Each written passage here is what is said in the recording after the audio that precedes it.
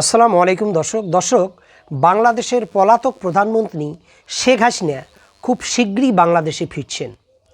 এটা তিনি কিভাবে বাংলাদেশে ফিরছেন তিনি নিশ্চিতভাবে জানেন যে বাংলাদেশে ফিরলে তাকে বিচারের মুখোমুখি হতে হবে এবং আপনারা নিশ্চয়ই এটাও জানেন যে তার বিরুদ্ধে ফাঁসির একটি রায় হয়েছে। তাহলে তিনি কেন বাংলাদেশে ফিরবেন? তো দর্শক এই নিয়ে বিস্তারিত আলোচনা করব। দর্শক আপনারা জানেন যে 2026 সালের 12ই ফেব্রুয়ারি বাংলাদেশে নির্বাচন হয়েছে এবং এই নির্বাচনের পরে বিএনপি সরকার গঠিত হয়েছে, যার প্রধানমন্ত্রী হচ্ছেন তারেক রহমান।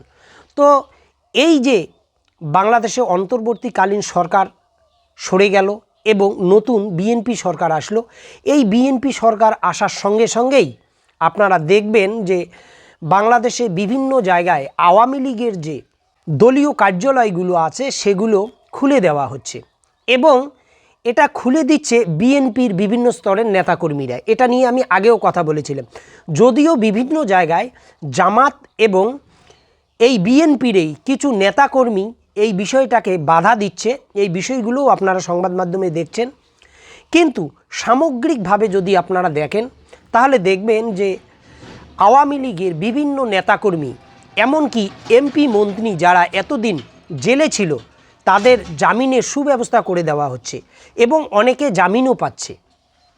এবং সোশ্যাল মিডিয়ায় আপনারা শুনবেন যে 26শে মার্চ দলবদ্ধভাবে সংঘবদ্ধভাবে আওয়ামী লীগ পথে নামবে। তো এই যে আওয়ামী লীগের নেতাকর্মীদেরকে আপনারা এতদিন জামিন দেয়নি অন্তর্বর্তীকালীন সরকার, এখন বিএনপি সরকার তাদের জামিন দিচ্ছে এবং তাদের দলীয় কার্যালয় খুলে দিচ্ছে এবং আওয়ামী লীগের নিয়োগপ্রাপ্ত রাষ্ট্রপতি মোহাম্মদ শাহাবুদ্দিনকে নিয়ে তারেক রহমান বিভিন্ন জায়গায় যাচ্ছেন। শাহাবুদ্দিনের একজন প্রেস সচিব নিয়োগ করেছেন তারেক রহমান। এই আলামতগুলো থেকে মোটামুটি পরিষ্কার যে আগামী দিনে শেখ হাসিনাকেও বাংলাদেশ ওয়েলকাম জানাচ্ছে। এই যে শাহাবুদ্দিনকে রাষ্ট্রপতি রেখে দেওয়া, এটা এখন সময়ের অপেক্ষা। আওয়ামী লীগের নিয়োগপ্রাপ্ত একজন রাষ্ট্রপতিকে কেন তারেক রহমান রাষ্ট্রপতি রাখবেন, যেখানে অন্তর্বর্তীকালীন সরকারের নিয়োগপ্রাপ্ত একজন রাষ্ট্রীয় ব্যাংকের গভর্নরকে অনেকটা মব সৃষ্টি করে তার পদ থেকে সরিয়ে দেওয়া হলো, যে গভর্নর বাংলাদেশের ভঙ্গুর অর্থনীতিকে একটা মজবুত জায়গায় দাঁড় করানোর চেষ্টা করেছিলেন এবং করেছেন। যে তাজুল ইসলামের নেতৃত্বে জুলাই গণহত্যার বিচার সুষ্ঠুভাবে হচ্ছিল এবং দৃঢ়তার সঙ্গে এই বিচার প্রক্রিয়া এগিয়ে যাচ্ছিল, সেই তাজুল ইসলামকেও এই তারেক রহমান সেখান থেকে সরিয়ে দিলেন। এবার বিষয়টা হচ্ছে এই যে শাহাবুদ্দিনকে রেখে দেওয়ার পায়তারা হচ্ছে এবং সম্ভবত তাকে রাষ্ট্রপতি হিসেবে রেখে দেবে।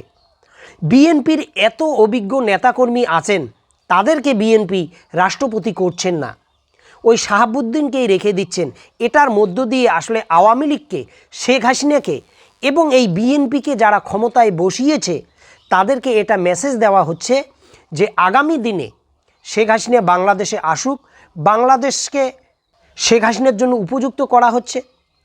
বিএনপি বলছে যে জুলাই গণহত্যা যারা করেছে, শেখ হাসিনার 15-16 বছরের আমলে যারা খুন গুম সঙ্গে যুক্ত ছিল, যারা আয়নাঘরের সঙ্গে যুক্ত ছিল, তাদের বিচার প্রক্রিয়া চলমান থাকবে, তাদের বিচার প্রক্রিয়া হবে।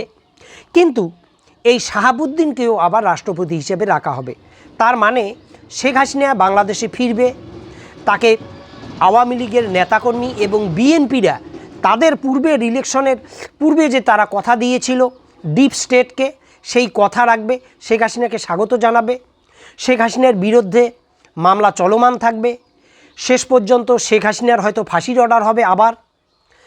তারপরে এই শাহাবুদ্দিন, এই মোহাম্মদ শাহাবুদ্দিন, এই শেখ হাসিনার চাকর, এ আবার যেহেতু রাষ্ট্রপতির চেয়ারে বসে আছে, তার কাছে শেখ হাসিনা প্রাণভিক্ষা দাবি করবে বা প্রাণভিক্ষার আবেদন করবে।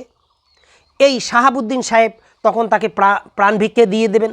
তার মানে বিচার প্রক্রিয়াও চলমান থাকবে, শেখ হাসিনার বিচারও হবে, আবার তাকে মুক্তও করে দেওয়া হবে। এই ধরনের একটা বিশাল কর্মকাণ্ড কিন্তু বিএনপি নিয়েছে। তো দর্শক, এই যে কর্মকাণ্ডগুলো বিএনপি নিচ্ছে, এগুলো বাংলাদেশের জনগণ কিন্তু জানে, তারা বুঝতে পারছে। আজকে যে জুলাই গণ অভ্যুত্থান হলো, এই জুলাইয়ের গণ অভ্যুত্থানের সঙ্গে সরাসরি সংঘাতের পরিবেশ তৈরি করছে কিন্তু বিএনপি। অথচ আজকে বিএনপি যে ক্ষমতায় আসে, এটার মূল কারিগর কিন্তু ওই জুলাই যোদ্ধারা।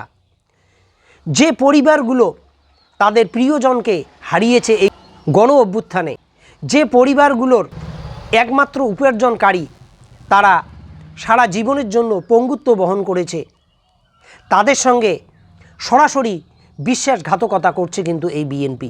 এবং এটা বাংলাদেশের মানুষ যে খুব সহজভাবে নেবে না, এবং এটা বিএনপির ভবিষ্যৎ রাজনীতির জন্য যে একটা ভয়ঙ্কর একটা স্মৃতি হয়ে থাকবে, এবং এটা যে বিএনপিকে ধ্বংস করার একটা ক্ষেত্র তৈরি করবে, এটা কিন্তু পরিষ্কার।